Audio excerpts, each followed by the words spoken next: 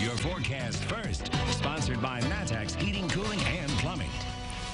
Well, good evening to you. Still feels pretty nice out there tonight, but it's, well, about 12 hours away from it being completely different. As the front moves in, showers and storms already forming to our north and west across parts of Iowa. Big mess up there between Des Moines and Davenport, maybe even some severe weather for them. Here locally, we're going to keep things dry overnight and very mild. It's still 68 in Champaign, 69 in Effingham, and a warm 71 in Springfield. But boy, tomorrow is going to be a day where it will be very different from when you go to work to when you come home. This is your heads up right now. You'll need your jacket on the way home, even though in the morning, it's going to feel like the mid and upper 60s. On the way home, we're talking low 50s and maybe even cooler. We'll talk about exact timing of that and the storms when we come back. WCIA 3 News starts right now. Now on WCIA 3 News. A man is facing charges for a deadly hit and run. Why one of them is not homicide. Plus, more cases mean no more indoor dining for some regions, what some restaurants here are calling for to keep the business afloat. And one man's dream of being in a plane came true. How a pilot gave him the gift of flight. You're watching your local news leader. This is WCIA 3 News at 10. Investigators went out to the property and did in fact locate the white Ford Mustang. A surveillance photo of a car involved in a deadly hit and run was made public. Now a man has turned himself over to police. Good evening. I'm Paul Cicchini. And I'm Jessica Coons. It took police over a week to track down the suspect. 41-year-old Robert O'Malley is facing a charge in the death of Dr. Bill Schuh. That crash happened on October 11th on Route 150 near Mahomet. WCIA 3's Jennifer Jensen is live at the Sheriff's Office in Urbana. So, Jennifer, can you tell us more about what that charge looks like? Jessica, O'Malley is charged with leaving the scene of a personal injury accident that resulted in death. Tonight, the Champaign County State's Attorney explains why he was not charged with reckless homicide. This is absolutely tragic case. A family out on a bike ride and resulted in the loss of one of their loved ones. Bill Schuh was the victim of a deadly hit and run. He was a father and a doctor at Carle Hospital. At the time of the crash, police say he and two other cyclists were riding down Route 150 in Mahomet. Schuh and a second cyclist were hit by a vehicle that left without stopping. Police were originally looking for a semi-truck, but later refined their search and instead released this image of a white Mustang involved in the crash. Champaign County State's Attorney Julia Reitz says the crucial evidence that identified this car was the broken side view mirror left behind at the scene. And Illinois State Police were able to gather that debris, examine it, and determine that it likely came from a white Ford Mustang model year between 2010 and 2014. Police checked a list of registered owners and people called in tips that led officials to Robert O'Malley. Then obtained a search warrant for his father's property outside of Farmer City, where we had information that the vehicle was being hidden. O'Malley turned himself in for the crime. Neighbors who live near where the crash happened say they're grateful somebody is being held accountable for this. We're so thankful that someone turned themselves in and it can give the family peace. It's just too bad that the two people with him had to witness that crash. Reitz says there's a reason O'Malley isn't being charged with homicide. The leaving the scene charge carries a much higher penalty than reckless homicide would, and the evidence does not support a first-degree murder charge, which would require an actual intent to harm. If convicted, O'Malley faces 4 to 15 years in prison for the charge against him. We reached out to Bill Schuh's family to hear from them on this arrest, but their lawyer said they have no comment. O'Malley O'Malley does have a prior criminal history. He was out on probation when he was taken into custody for this crime. For more on that, you can go to WCIA.com. Live in Urbana, I'm Jennifer Jensen, WCIA 3, your local news leader. All right, Jennifer, thank you for that update tonight. Now, last night, we told you a man was questioned by police. He has a similar car to the one police were looking for. That man is not the same person who was taken into custody today.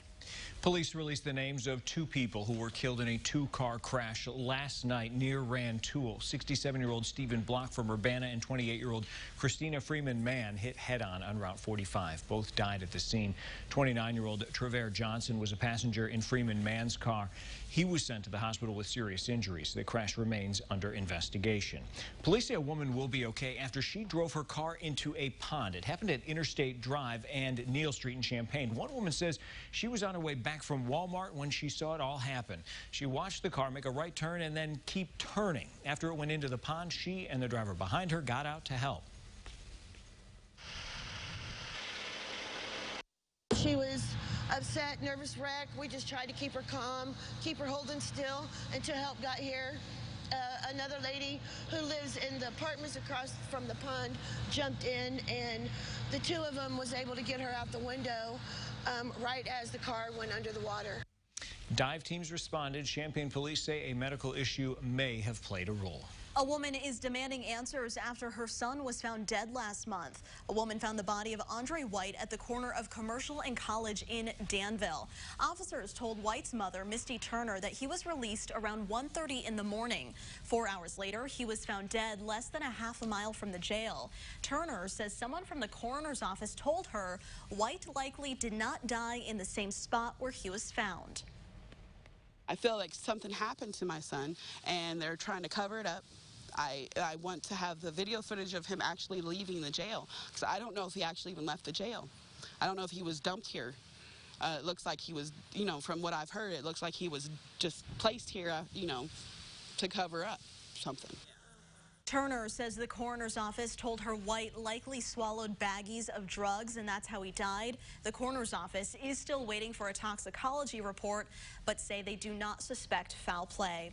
Almost 5,000 new coronavirus cases were announced in Illinois today. There have been more than 360,000 cases across the state. Almost 2,500 people have been hospitalized since last night with COVID-19, with 525 of those patients in the ICU. 44 more people have died, including 5 in central Illinois. That total is now almost 9,400. Here's an update on cases at Libman Company in Arcola on Monday. The company said it had 37 cases between October 15th and then. Tonight, Libman says cases have increased, averaging 13 new cases per day since then. On-site testing is being done, and Libman says it's now following strict protocols. The company has more than 700 employees. 2 more regions shut down indoor dining after an increase in COVID cases. Now, restaurants are calling for a new plan so they can stay in business. WCIA 3's Cole Hankey has more. In multiple regions across the state, restaurants are having to close up their dining rooms because of higher COVID stats. The Illinois Restaurant Association believes the state needs a new approach. The statewide organization fears the worst for the business owners they represent. An owner of Cafe Moxo in Springfield, Mark Fornash, says those fears are warranted. Yeah, I mean, I can't stand here and say that we're going to be open in March if we have another shutdown. I can't say that we're going to be open in January if we're going to have another shutdown. Springfield and Sangamon County are not going back to phase 3. But if the current trends continue, that could change soon. Fornash agrees that a new plan could help lower cases and keep restaurants open. The groups just need to work together. I'm all for having that conversation and trying to work with other restaurant owners here in Springfield, bar owners, to how we can work together as a team. Michael Higgins at Maldener's restaurant in Springfield thinks the current rules would work better if they were actually enforced. Governor can make his statements, but they don't enforce rules. County can say, oh, everyone's got to learn and everyone's got to play by the rules and blah, blah, blah, but they don't enforce the rules. The city can say, oh, we're going to get tough and we're going to get tough. Show me where. Higgins says he sees some restaurants and bars outright refusing to follow the governor's rules. But he understands it because he doesn't follow the rules because he's scared of the state. He has another reason. Because I respect the customers that we have and I respect my employees. That's why. Reporting in Springfield, I'm Cole Hankey, WCIA3, your local news leader. Sangamon County has seen an increase in cases over the last month. The county is at the warning level for a number of cases per 100,000. It's a big project that's more than halfway done. What's getting a new look in our town, Danville? Plus, it was a gift he got years ago, why he's now giving it to a village. And a heartwarming story about one man's dream and how another man helped make it happen.